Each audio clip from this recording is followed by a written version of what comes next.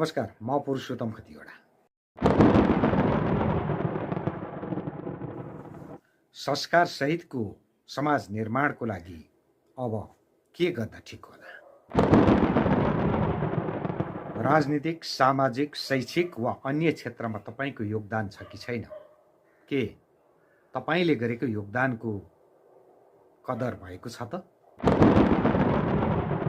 तपाईले परिकल्पना गरे अनुसार यो देश, समाज र राजनीति पार्टीहरूले काम गरिरहेका छन् कि छैनन्? खास गरी राजनीति भनेको के हो? राजनीति भनेको कस्तो हुनुपर्छ?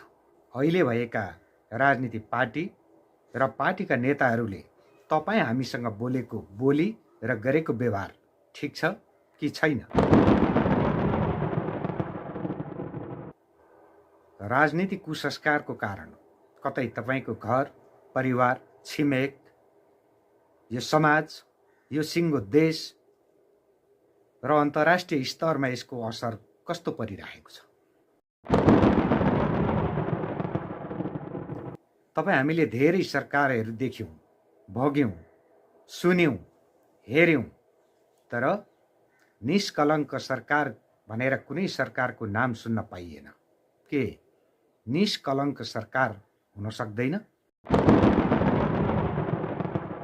आगामी फागुन 21 गते हुँदै गरेको चुनावमा कस्तो व्यक्ति चुनिनुपर्छ?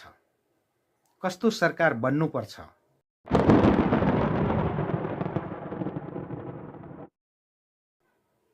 कस्तो सरकार, नियम कानुन बन्यो भने यो देशको नागरिक भएर जन्मिने बित्तिकै ऋणको भारी बोकेर जन्मिनु पर्दैन।